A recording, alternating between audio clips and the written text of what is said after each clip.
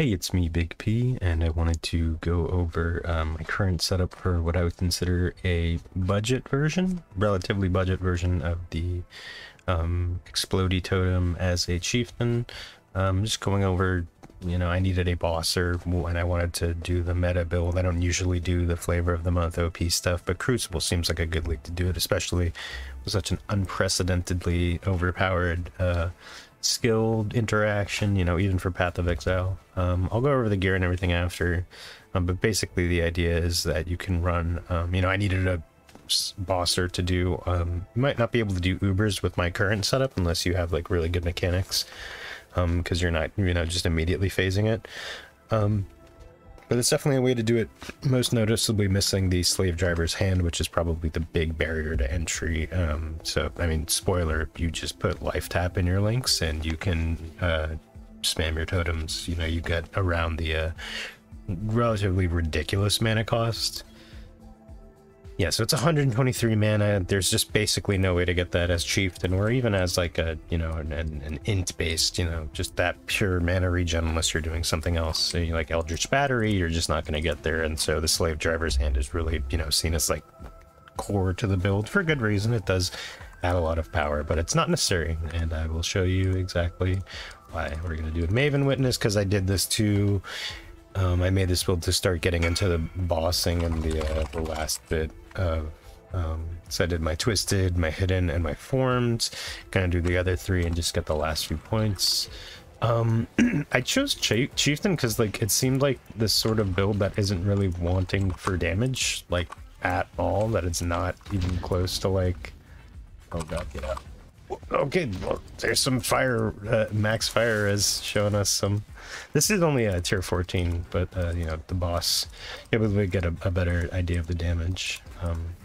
And I mean, I pretty much leveled. I'll show up the weapon. I was able to use it from like level 60. I know lower level weapons are, you really want to equip the weapon that you're going to use that has this interaction as soon as possible because really it's just that good.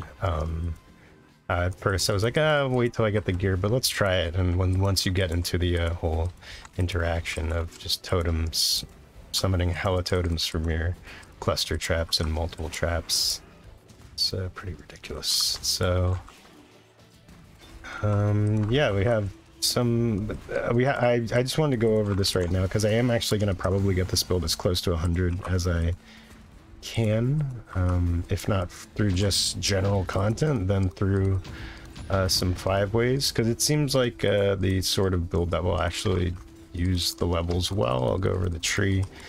It's a little bit tricky, the tree right now. And as to why I'm doing a Chieftain instead of, I just did a chaos dot build, poison build, so I didn't really want to do another one. I know the poison is the Pathfinder. Pathfinder's definitely very strong in this league and probably is actually technically tankier, so might actually be the correct choice. But I just wanted to be a contrarian, and you can pretty simply and easily fully convert to fire damage.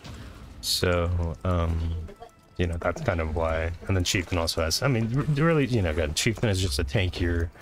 Your entire tree is basically just max life.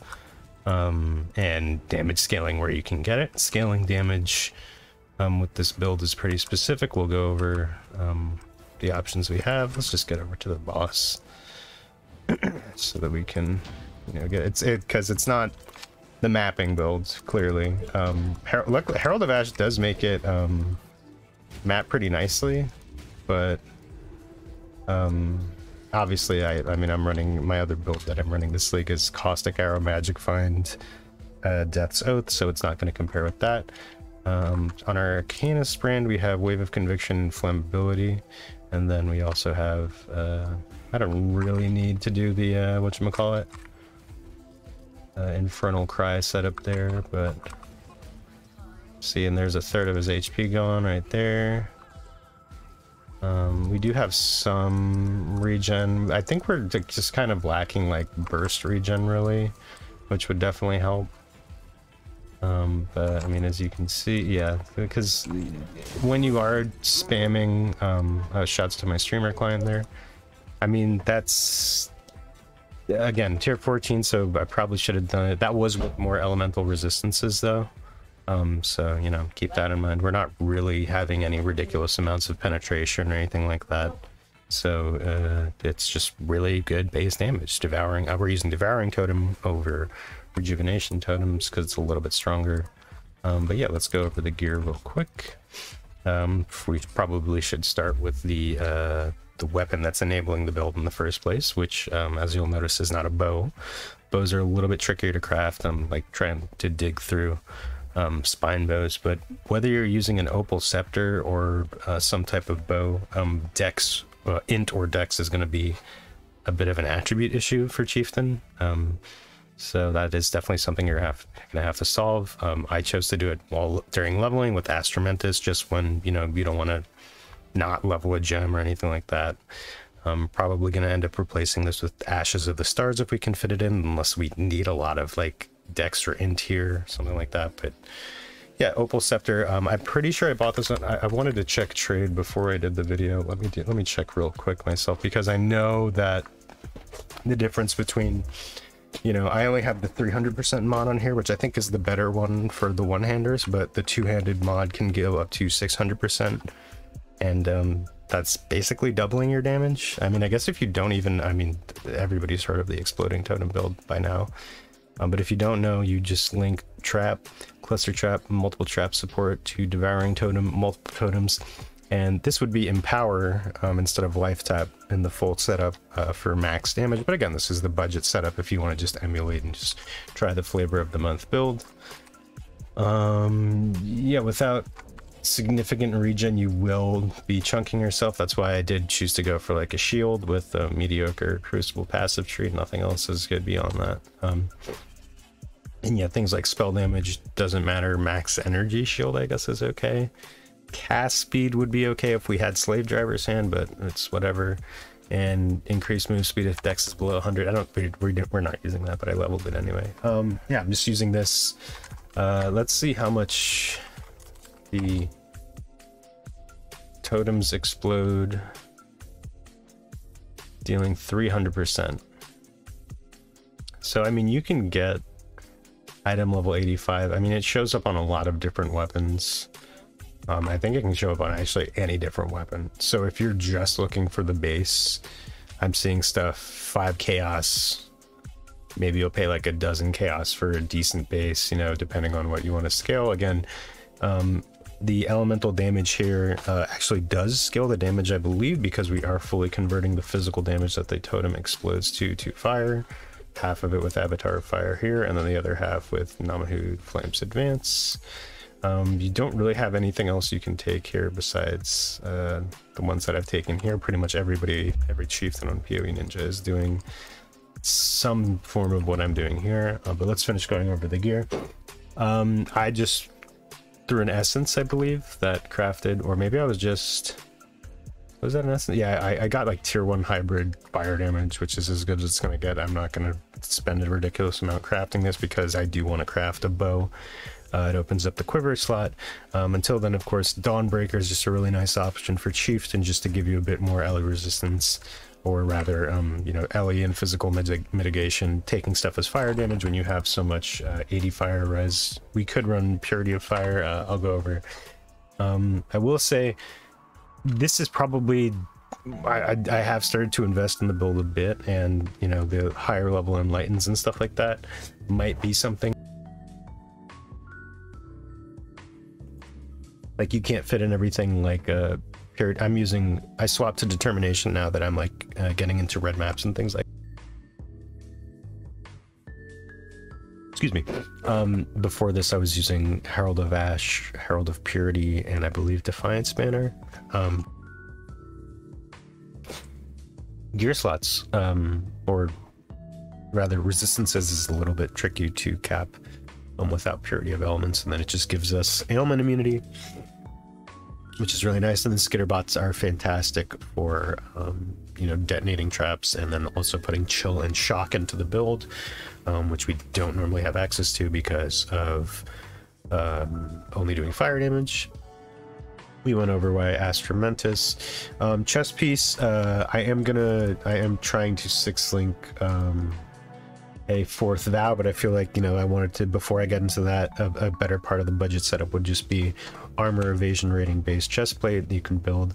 I have a pretty nice one with fire damage and life recovery rate on the Eldritch implicits here, which are pretty cool. And then just a big chunk of life and bit of you know, stats. Get whatever you need here, but obviously there are far more powerful. I'll probably, if I do, well, I probably will invest in this build and do, you know, but there's more, you know. I wanted to do a video on the budget version because it's been pretty fantastic, just like with the leveling gear. Circle of Anguish is just Herald of Ash buff effect and increased fire damage, which is nice to have. You can get some cool stuff here.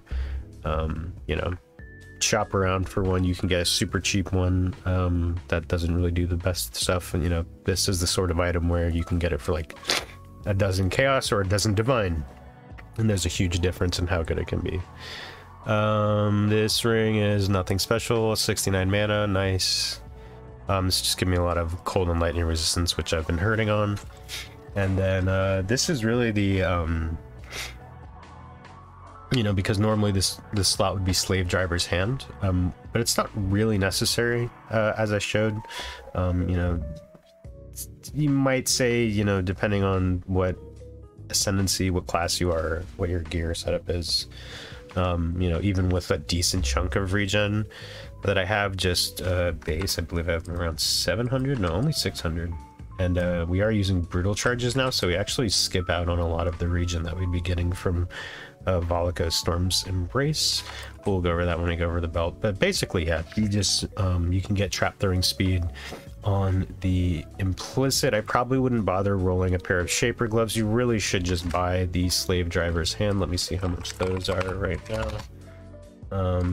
Just to check real quick, they were about a dozen. Yeah, so they've been anywhere between like 11 to 13 divine, which is actually pretty good considering how strong this build is. I thought it'd like kind of shoot up, but I guess people are farming them and keeping them around. It is good to, I mean, I'm certainly going to upgrade from this pair, but for now you can definitely get it done with this. It has some nice stuff on it, plus to socketed AoE gems, which is where I have my Arcanus brand set up, so little bit of a bonus there, nothing insane. Again, obviously Slave Driver's Hand would be much better for just pure damage, and then you'd be able to drop life tab for Empower, which would bring this way up, but that's besides the point.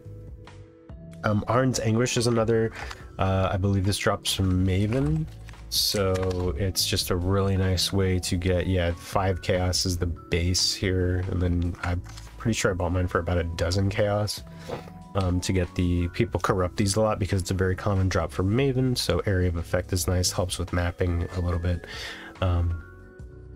And brutal charges basically give you a chance to, well, here I'll just chance for player to deal triple damage and increased stun threshold. I don't know, that doesn't really matter. It's really the chance to deal triple damage that we're doing it for. And yeah, you basically have that up all the time because Infernal Cry is on your left click, and that's just, again, I'm pretty sure nothing else, yeah, like your totems aren't dealing damage, they're exploding dealing damage, you know, so you don't get to leech. Ancestor Totems doesn't matter, not a slam skill, not an ignite skill. Yeah, maybe you can go Hinakora Dust Free, but like I don't think so. The other ones are just way too good. You don't. This is probably the one you'd normally be skipping on most Chieftain builds, but making your totems deal, or rather increase damage taken, and having area of effect. This is just really nice to have. And then everything else is just stuff like, you know, really good defensive properties here. Valka is almost kind of a waste, but the +1 brutal charges in our case is really nice, as well as a way to generate them on the left click, and then that's a conversion, and then like a big bump of damage. And then the boots are Legacy of Fury. You can swap from this to, where's the other boots I was using? Torch Oak Step, which are pretty nice. Really depends, I'm not sure. These are 1C, and I think I bought these for like 30 something C. You know, these are like a little bit more expensive. It's not just, if not just because, you know, Scorch is really good. and a lot of builds like RF can use it and stuff like that. But like, you know, nearby enemies are scorched, just a really nice way to bring down resistances and pump up damage. Not that you really need it. Both of these are just different options. You could really, it's very difficult to calculate POB damage in this, so I wouldn't really try and bother. See what you like, see what you feel. I don't really know which is the better one. I see a lot of people using this one, so I opted for this instead.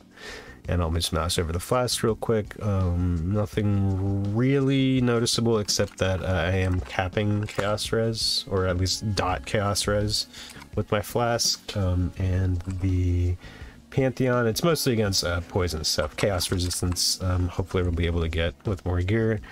Sulfur flask, we're going to probably swap this out for the good sulfur flask. What's that called? Bottle Faith. It's just going to boost our damage by a lot.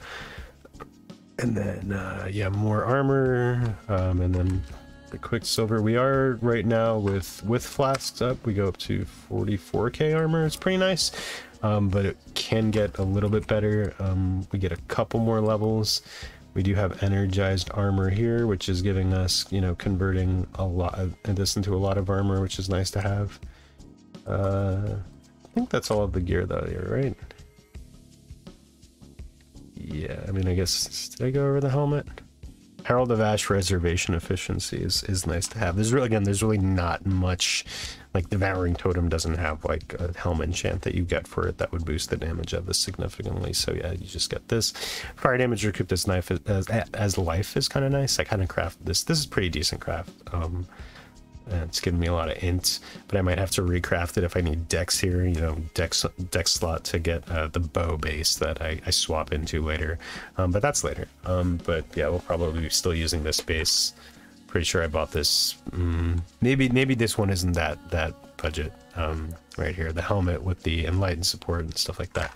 So we've kind of started to invest, but it is a good build to invest into. It's incredibly strong. Let's get over to the tree real quick.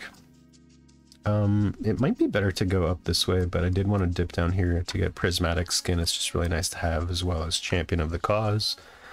And then all the usual suspects, you basically just go for all the life stuff that you normally would. Grab call to arms, juggernaut here, barbarism here, another endurance charge is nice. Missing the jewel here is a little annoying. And I would like hardy as well. Fizz is extra fire, basically any elemental or fizz as fire, or just generic physical damage. Like here we have the a passive physical cluster jewel. This can get better. Battle hardened and furious assault. This would be better if we had slave driver's hand, because then the cast speed wouldn't be too dead.